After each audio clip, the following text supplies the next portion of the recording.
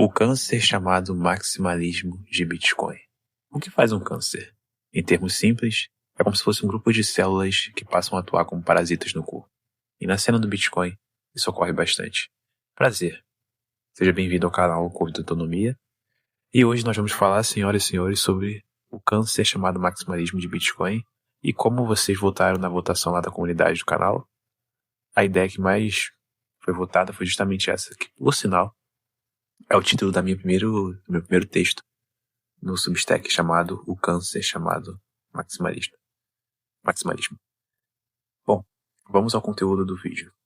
Por que câncer? Isso tem relação direta com as seguintes... com as duas críticas que eu vou fazer. Eu iria fazer mais críticas, mas eu vou me ater apenas a duas, porque acho que elas vão cumprir o propósito do vídeo. Que é, primeiro, pessoas que não possuem conhecimento técnico optando sobre temas que não possuem nenhum embasamento, não possuem nenhuma profundidade. E o segundo é o modus operandi de culto. Essas duas críticas, elas partem da seguinte realidade. O Bitcoin, ele é uma tecnologia que você não pode olhar para ele apenas pelo aspecto econômico. Também tem um aspecto do código, que ele foi criado por código. E é curioso porque muitos maximalistas, aliás, minto. Vou usar um argumento melhor. Teve um maximalista que ele fez um vídeo falando sobre Monero, ele fez uma crítica a Monero, e até aí tudo bem. O problema foi a forma como ele criticou a Monero, os argumentos foram bastante superficiais, e principalmente você nota que quando você vai no vídeo desse sujeito, você olha os comentários, muitas pessoas estavam criticando a atitude dele, criticando a ausência de conhecimento profundo, a ausência de embasamento técnico, de conhecimento técnico profundo. Tanto é que até gringos, até pessoas que não são brasileiras criticaram ele. Essa é apenas uma forma de ilustrar o problema que existe na cena do Bitcoin. Isso eu gosto de chamar de ruído. Ruído. Por que ruído? Pessoas que atribuem um significado dogmático, religioso à tecnologia Bitcoin, elas mais fazem mal do que bem para essa cena, por assim dizer, para essa tecnologia. Isso fica evidente quando você vê discursos de pessoas falando que o Bitcoin ele tem a palavra de Satoshi, o Bitcoin é o imperativo moral, ele vai salvar a humanidade, ele vai ser responsável por criar a nova nobreza mundial, esse tipo de coisa.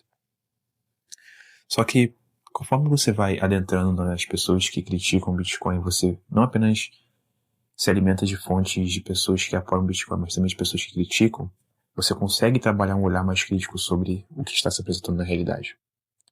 Então, quando você pega, por exemplo, livros como Padrão Bitcoin, Masterizando Bitcoin, Obrigado a Deus pelo Bitcoin, o Bitcoin Renascimento, aquele livro lá, o Bitcoin Red Pill, aí você pega também outro livro que, por algum motivo, muitos maximalistas, esses canais que falam sobre Bitcoin, nunca vi nenhum canal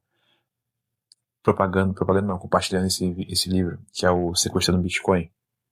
Ele apresenta a tese de que o Bitcoin foi sequestrado, o projeto Bitcoin foi sequestrado. E aí você começa a trabalhar um olhar mais crítico sobre o que você está enxergando sobre o Bitcoin, sobre o que realmente está acontecendo na realidade. E o que eu vejo que está acontecendo na realidade é o seguinte: tem muitas pessoas, muitos criadores de conteúdo que possuem mídia, possuem influência, possuem audiência e propagam narrativas e movimentos que não têm absoluta nenhuma conexão com a proposta original do Bitcoin. E até aqui não tem necessariamente um problema. O problema é quando você começa a influenciar pessoas e essa influência acaba afetando a tomada de decisão de outras pessoas. Você acaba projetando uma ansiedade, uma expectativa nas pessoas de que projete todas as suas esperanças, suas expectativas no Bitcoin. O Bitcoin vai salvar sua vida, o Bitcoin vai ser responsável por te deixar rico, o Bitcoin vai ser responsável por te tornar a nova nobreza mundial. E de fato, o Bitcoin, a longo prazo, muito provavelmente ele tende a se valorizar. Só que ainda assim eu te pergunto, o Bitcoin ele vai te comprar seu tempo de vida de volta? O Bitcoin vai... Quando você entra nesse tipo de discussão, algumas pessoas não se atentam, cara. Não se atentam. A vida não se resume apenas a você a comprar apenas Bitcoin. Aí beleza, o que isso tem a ver com o maximalismo? Cara, o maximalismo ele é justamente esse ruído. Que por sinal, eu fico feliz de ter algumas pessoas que estão me acompanhando nesse canal, que elas não têm essa atitude um tanto fanática. Porque eu percebi nos comentários dos vídeos, muitas pessoas de forma respeitosa criticaram, muitas pessoas de forma respeitosa trouxeram críticas pertinentes, mas elas não foram a ponto de adotar adotar um termo que muitos no Twitter utilizam para se referir a alguns maximalistas, que é o maximacaco. Mas enfim.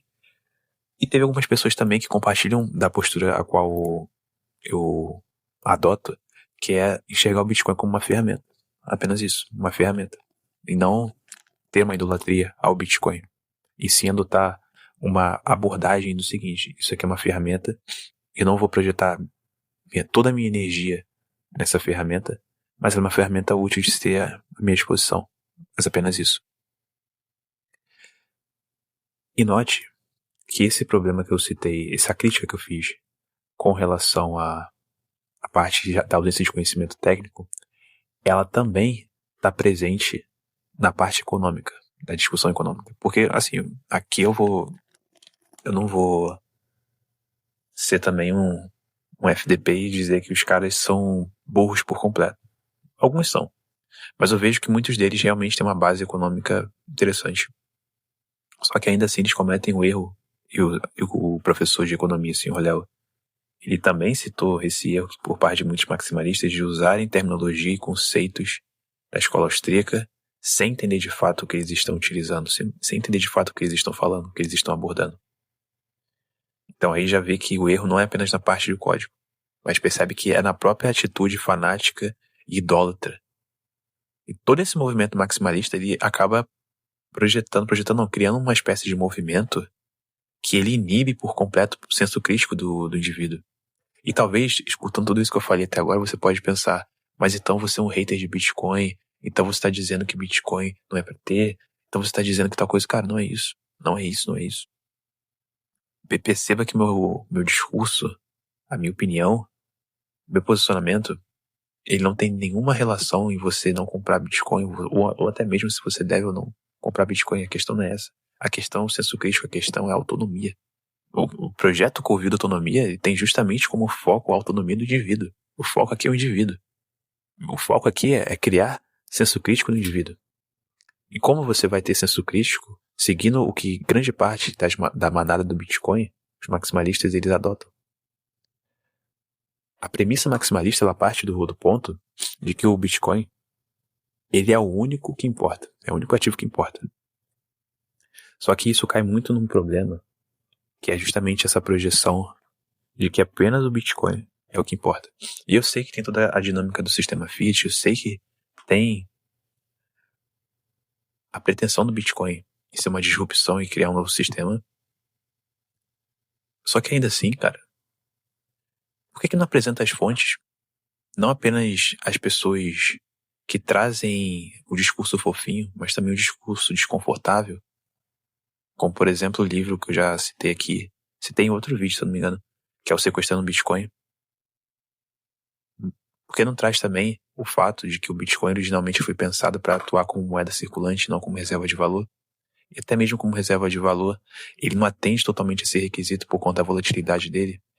E também tem outros aspectos também, que ele não é tão descentralizado como as pessoas pensam, como a narrativa é vendida, como ele é vendido. Ele é vendido como se fosse uma proteção inviolável contra o Estado. Mas sabe uma coisa que eu quero compartilhar com vocês? Esse questionamento que me fez perceber que existia muito ruído no mercado e na realidade foi o seguinte. Quando você olha para a história do Bitcoin, você pensa, você começa a analisar e faz uma correlação. Cara, se inicialmente esse projeto ele tinha como objetivo ser uma disrupção e atuar como uma forma alternativa do sistema Fiat, por que motivo instituições, governos iriam permitir esse projeto atuando na prática, na realidade? Por quê? Por quê? Eu convido vocês a reflexão. Por quê? E por que o Monero, o Grande Irmão, as instituições, elas são tão eficazes e tão incisivas na perseguição do Monero?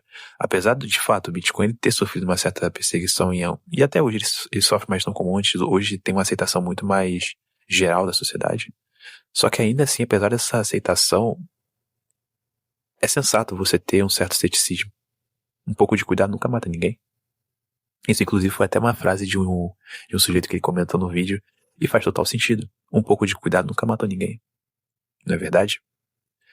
Então, chegando nesse grande finale do vídeo, a conclusão desse vídeo é a seguinte, que um pouco de cuidado não mata ninguém. Não é verdade, meus amigos? Um pouco de cuidado não mata ninguém. E por fim, eu não sou adepto do argumento de que você deva ou não deva fazer certas coisas. Quem sabe é você. Mas o que eu acho interessante é você ser um pouco mais crítico. Eu não digo que você deve simplesmente estudar Bitcoin. De fato, estude. Mas não apenas as fontes que são, digamos, o senso comum dessa cena, sabe? Eu não tenho o intuito de atacar ninguém com esse vídeo, apesar de que muitas pessoas vão se sentir atacadas com esse vídeo, mas eu tenho interesse mesmo de provocar o senso crítico em você que está me acompanhando, e eu agradeço por isso. E esse vídeo aqui ele foi até interessante ter produzido ele, porque eu não esperava que ele fosse ser um vídeo nessa vibe, porque eu tava projetando para ser um vídeo mais polêmico, um vídeo muito mais incisivo, que iria me gerar um retorno de visualização muito maior, iria ser um vídeo muito mais bem editado, porque eu tenho a capacidade de fazer um vídeo assim. Só que eu decidi fazer um vídeo mais pé no chão, mais tranquilo, mais convidativo para as pessoas, uma espécie de conversa de um irmão mais velho para um irmão mais novo, porque eu observei certos casos de pessoas que perderam tudo e até mesmo se churrascaram por projetar uma expectativa surreal em algo. Eu não sei se eu postei isso, acho que eu postei isso no Substack, de um influenciador ucraniano que ele tirou a própria vida por conta disso. Quantas pessoas também não fazem algo que acaba indo muito por essa linha de colocar todas as fichas dela, tudo em Bitcoin. Isso não é uma forma de dizer, você deve comprar Bitcoin, não deve comprar Bitcoin, mas toma cuidado. Toma cuidado com as suas expectativas, sabe? Um pouco de cuidado nunca mata ninguém. Segurança nunca é demais. E com relação a fanatismo que eu comentei, ao modus operandi de culto, que é a segunda crítica, eu recomendo muito que vocês leiam Uma Lei do Poder do Robert Greene e também leiam alguns livros que falam sobre cultos, porque acaba sendo autoexplicativo. E acaba que tem um certo comportamento de culto envolvido, não na tecnologia em si. A tecnologia, ela não tem essa questão de certo ou errado. Isso aí são atribuições que nós, como seres humanos, acabamos fazendo. E também depende do uso também. Enfim, esse foi um vídeo mais um debate, por assim dizer. Eu acho que ele foi um tiro que saiu de um lugar inesperado, por assim dizer. Sem duplo sentido, por favor. E em breve eu vou soltar um vídeo que pode ser considerado uma continuação desse vídeo. Porque eu vou até reagir a um post no Substack que eu achei interessante, até um inscrito me recomendou. Bom, fiquem com Deus e nos vemos em breve, meus nobres.